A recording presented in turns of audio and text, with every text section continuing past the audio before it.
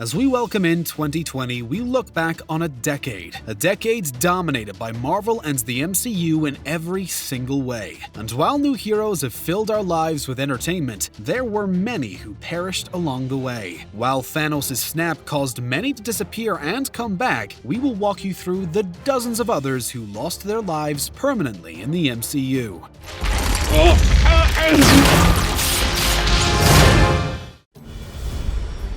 Iron Man 2 helped kick off the decade of destruction, but our heroes were able to survive, for now. Off-screen, we learn of Anton Vanko's passing, but his son would have a much worse fate. Anton Vanko, also known as Whiplash, felt the power of Iron Man and War Machine's repulsor beams before setting off his own explosives, ensuring Mickey Rourke would not be making his way back into the MCU.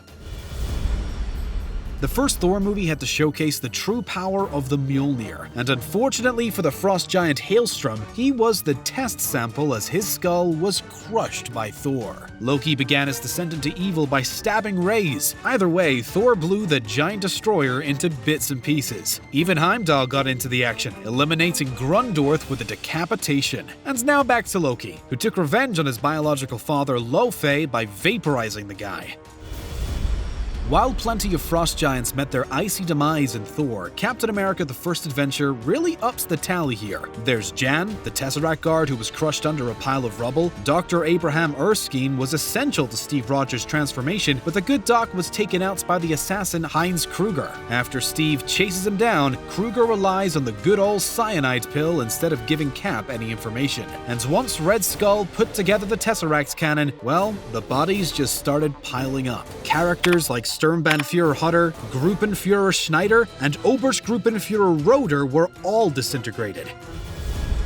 Loki adds more victims to his wrath in the first Avengers movie, this time taking out Heinrich Schafter so he could make some use out of his eyeball. Even more devastating was the loss of Agent Phil Coulson, but he was later brought to life to help add some credibility to ABC's Marvel's Agents of S.H.I.E.L.D.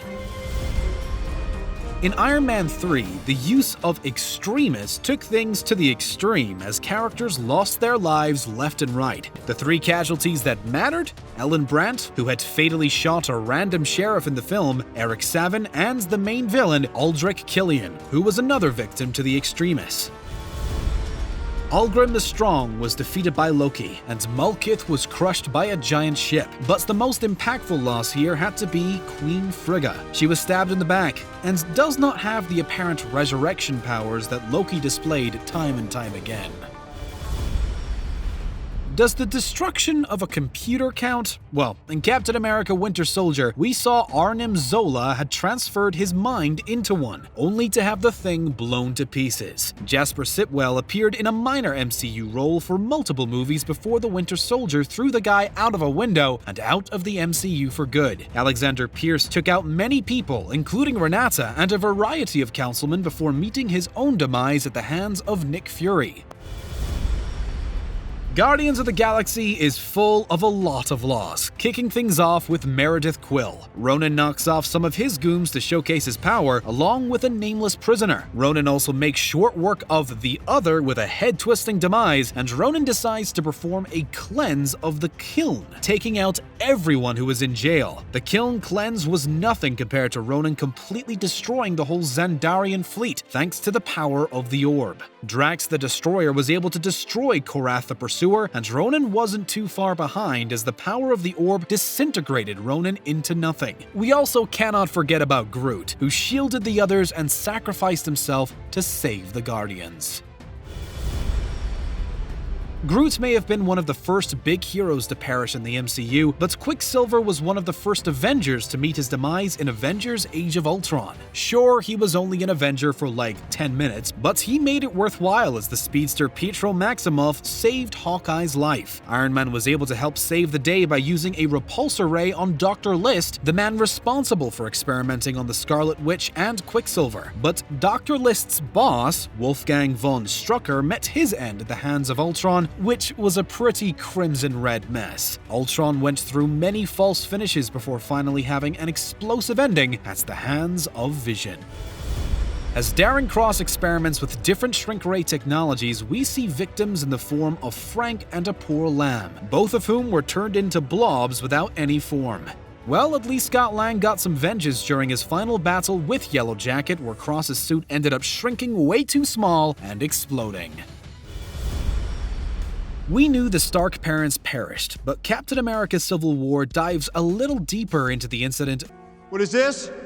Gruesome losses seem to fill up this film as Crossbones blows himself up, and an attempt to save others and contain the explosion leads to even more civilian casualties. Let's layer on even more sadness as we see an aged Peggy Carter meet her demise after one last goodbye with Steve Rogers. And to help establish the Black Panther in the MCU, we see the explosion that caused the loss of T'Chaka, T'Challa's own father. The manipulators of time caused plenty of tragic reversals in Doctor Strange, but there was still some permanent losses in the movie. Caecilius was pretty brutal, taking out a librarian and Daniel Drum before stabbing the Ancient One and throwing her through a portal so she would fall and get mortally hurt. Doctor Strange may have had a medical oath to protect others, but his battle with Lucian led to Zalot's demise thanks to some powerful electrocution.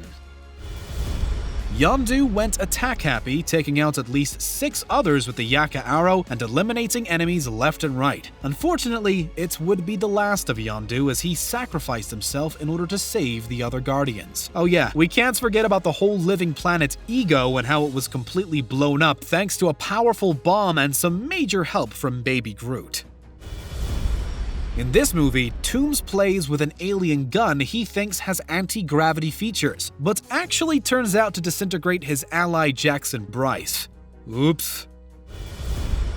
First, the monsters and animals. There's Surtur, the fire giant Thor defeats only to see the monster revived later. The fire dragon also gets his own scene where Thor slays the beast. The Fenris wolf battles with Hulk until a fall-off Asgard sends the wolf into oblivion. After struggling through the loss of Frigga in Thor the Dark World, Odin meets his maker in the sequel. Hela went on quite a stabbing spree. Hela impales and destroys a number of minor favorites including Volstagg, Fandral, Hogun, and Scourge. Hela would finally be defeated by Surtur, who comes back to destroy her and all of Asgard.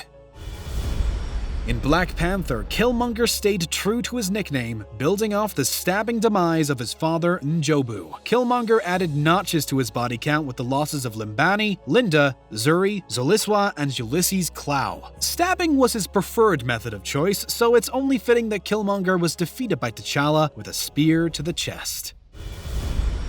Counting the losses of characters could get a little complicated with the events of Infinity War, so we'll only look into some of the more permanent ones here. Heimdall suffers at the hand of Thanos, Loki gets his neck broken, and Gamora is sacrificed so Thanos can retrieve the Soul Stone from the returning Red Skull. The Thanos side of things didn't come unscathed though, as Ebony Maw, Cull Obsidian, Proxima Midnight, and Corvus Glaive were all defeated by the Avengers in various ways. Another Ant-Man movie and another Ant loss as Antonio Banderas got swallowed whole by a seagull. Yikes. The origin for Ghost saw the loss of her parents, Elias and Catherine, due to a quantum explosion. Ghost may not have been all that bad, but she definitely got away with the attack on Agent Stoltz when she pulsed through his heart and ended his life in an instant.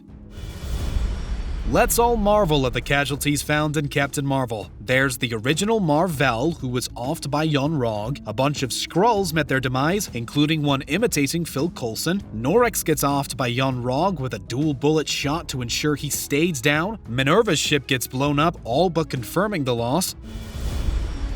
Avengers Endgame began with more bodies turned to dust and ended with multiple timelines, so let's try and sort this out with some of the more permanent losses. There's Black Widow, who sacrificed her body so Hawkeye could capture the Soul Stone and help the Avengers win. Thanos had his head walloped off by Thor's Stormbreaker, only to have the 2014 version return. Clint Barton went to town on a whole gang, slicing and dicing up to a pretty big body count. Nebula shot 2014 Nebula, leaving us with the reformed Nebula to root for, and then Tony Stark did the ultimate heroic act, snapping his fingers to end the lives of the 2014 invaders. Unfortunately, the massive amounts of power also ended his own life in the process. Spider-Man Far From Home featured a whole lot of optical illusions, but there was one fatality, and it was to Mysterio himself, Quentin Beck. The Daily Bugle would make you think that Peter Parker was responsible, but it was actually one of Beck's drones that made the shot to end Beck's life. Marvel's Agents of S.H.I.E.L.D. has run for numerous seasons, and we've seen many losses along the way. Some of the more significant losses include Chan Ho Yin, aka Scorch, Marcus Daniels, aka Blackout, and Ruby Hale. The short-lived Agent Carter didn't feature any major losses, but there was plenty of dramatic moments. One that stands out includes Sasha Demidov, whose milk truck crash was a fun way to get rid of the villain. For 2 seasons of Marvel's Runaways, we followed the character of Jonah and learned the Magistrate possessed Jonah's body for all this time. Jonah finally met his demise, but overall, the Runaways does not have as many body bags. Story-wise, we didn't lose any of our favorite Netflix heroes like Daredevil, The Punisher, Jessica Jones, and Luke Cage, but we might as well have, as Netflix virtually wipes them all from the MCU with the cancellation of their show. Phew! Thankfully, it's still a while until the Black Widow solo movie because we need a break from all these tragic losses. Which one was the saddest? Okay, which one besides Iron Man was the saddest? Think Captain America will ever come back? Let us know in the comments below. Thanks for watching, and don't forget to subscribe to ScreenRant for more